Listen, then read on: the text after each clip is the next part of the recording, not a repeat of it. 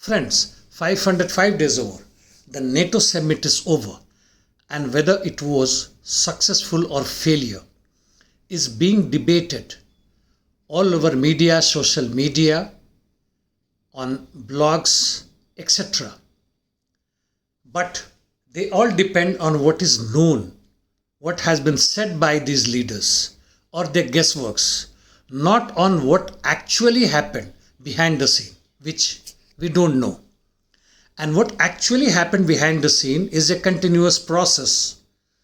Much before the summit, led by various top military strategists, economists, geopoliticians, politicians, and others who have decided how to go about the Ukraine war, how to defeat Russia, how to keep Ukraine intact or not intact. Well, we discuss when time permits later or in my next videos.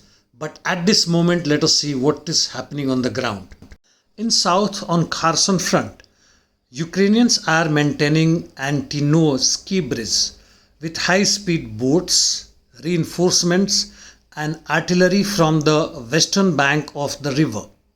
Interestingly, it is seen that the Ukrainian troops at these bridgeheads do not carry out offensive action to keep their positions secret. On Zaporizhia on western front, Rabotino, the Ukrainians are continuing attacks but without any gain so far. They also attacked Novodarovka towards Vasilivsky district and Priyutne, where in the latter part they claim to have gained some ground. On Pyatikhatki front, the Ukrainians carried out big offensive on three axes, mainly on Pubic Stepo and Pyatikhatki Zerebianka axes. These attacks were in waves, including even south of Priyutne, which is 16 kilometers southwest of Velika Novosilka, and in most of these attacks they incurred heavy losses and withdrew. Coming to east, in Vuhledar, the Ukrainian sabotage and reconnaissance groups carried out attacks in Petryevsky, which is 14 kilometers southwest, and another one in Selodke, 17 kilometers east of the city, but both were repelled by the Russians. In Avdiivka, the Russian army managed some incremental gains, approximately 300 meters. But what is visible now that the Avdiivka noose is becoming tighter, and except the western part is open for Ukrainians to bring their arms, ammunition and reinforcements.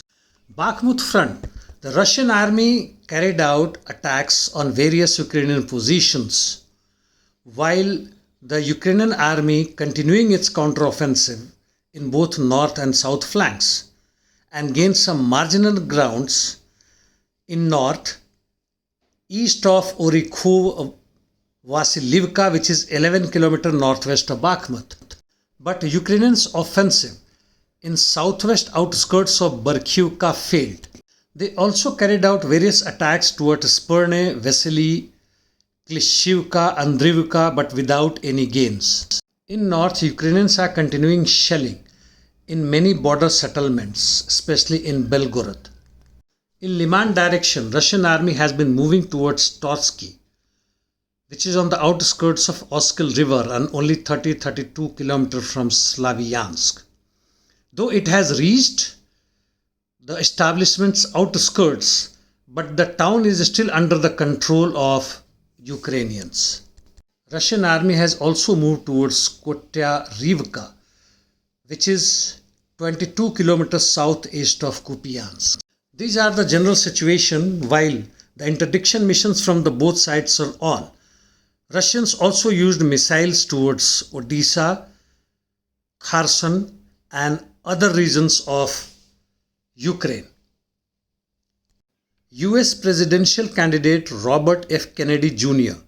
has said that Ukraine's potential membership in NATO is an unnecessary provocation and a doorway to direct war with Russia and possibly nuclear conflict. On the outskirts of NATO meeting, when the meeting was coming to an end, Polish President Duda said that Ukrainian regime must apologize for the Volyn massacre in 1943-44.